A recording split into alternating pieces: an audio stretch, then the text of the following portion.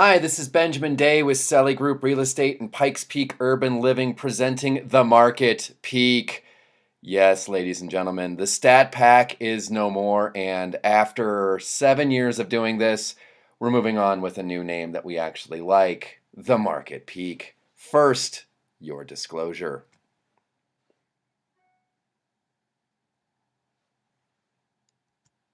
Okay, moving on. The Case-Shiller Index is the bellwether that everybody in pop media likes to look at to say whether or not real estate values are going higher or lower. It's not National Association of Realtors data. It's not a Zillow economist data. It's Case-Shiller, and they do the S&P 500, so surely they're right. And after January, we saw that the year-over-year prices for the 20-city composite were up over 8% at 8.1% increase. It was the biggest jump observed in 7 years. There were some markets up 20%, and all 20 cities in the 20-city composite were up. So that's what's going on in the 20-city composite of random cities that S&P likes to use for the Case-Shiller Index. What's going on locally? Let's find out. We're grading these on warm to red hot based on their color background.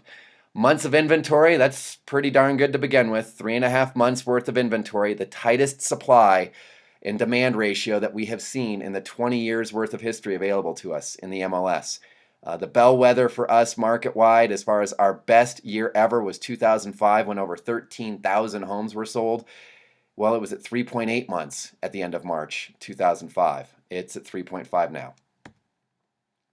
Our average sales price is the highest at the end of the first quarter that it's been in 6 years. At the end of March, it was at $239,623. The first quarter price averaged out over $230,000.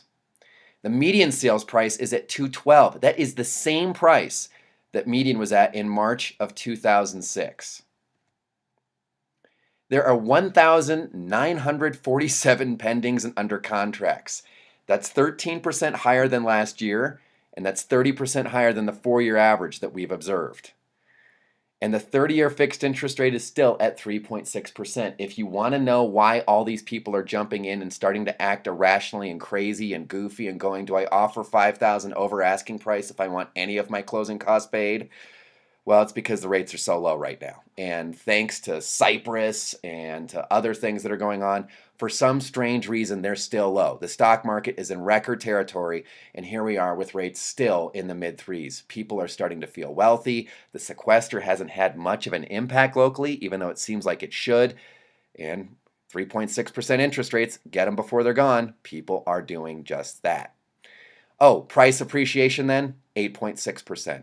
That's what it is at the end of the first quarter. That's not a perfectly accurate comparison to Case-Shiller.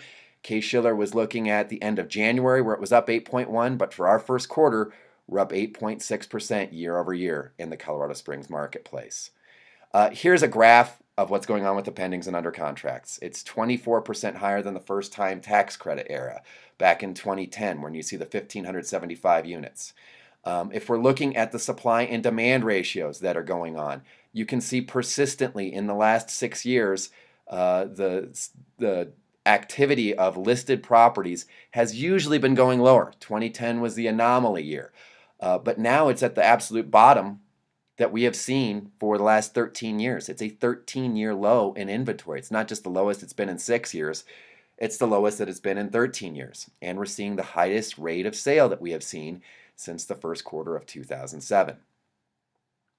If you look at that based on the last 12 years, the last 3 years, 2011 to where we are now, so 27 months worth of rolling data, you can really see the characteristics that we have mapped saying 2011 was a year of correction.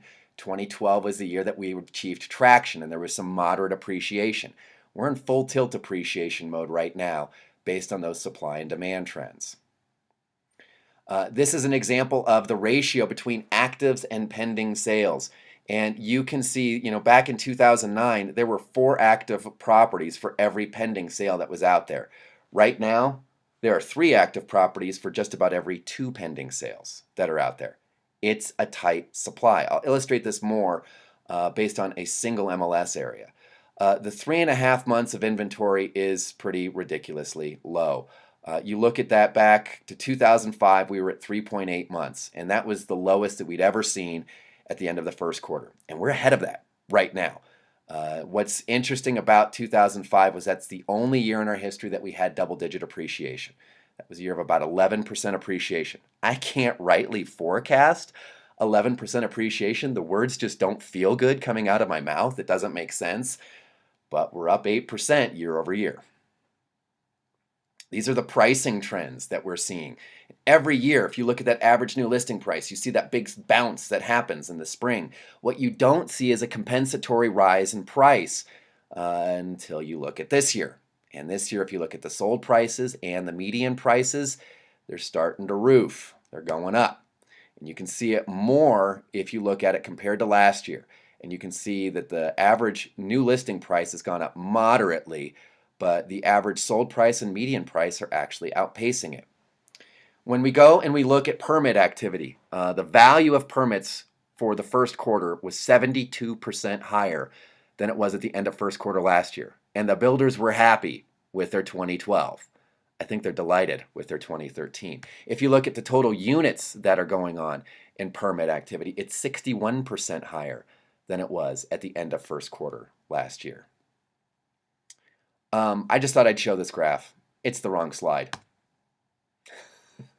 Anyways, moving on to the sales over $400,000. They're seeing some gains here. Last year there were 131 sales first quarter over 400,000. We had 205 this year, about a 70% increase. But because the sales are moving along so briskly, and because that's a small segment of the marketplace, you can see that it isn't that big of a gain as a percentage of all sales. It's a 7.6% of the market last year. It's 9.4% of the market this year. It's interesting and it's good that the sales over 400,000 are getting close to 10% of the total marketplace. But we're seeing sales at all price levels. This is the last slide that I think really starts to hammer home the stress that's going on in the real estate market. And this is just one area that's kind of everyman land for realtors and for buyers and for sellers. This is Briargate, under $350,000. And if you start to unpack these numbers, you'll see just how staggeringly tight the inventory is. As of right now, these are numbers that were pulled about 10 minutes ago before I started this presentation. There were 97 single-family homes for sale in Briargate, listed under $350,000.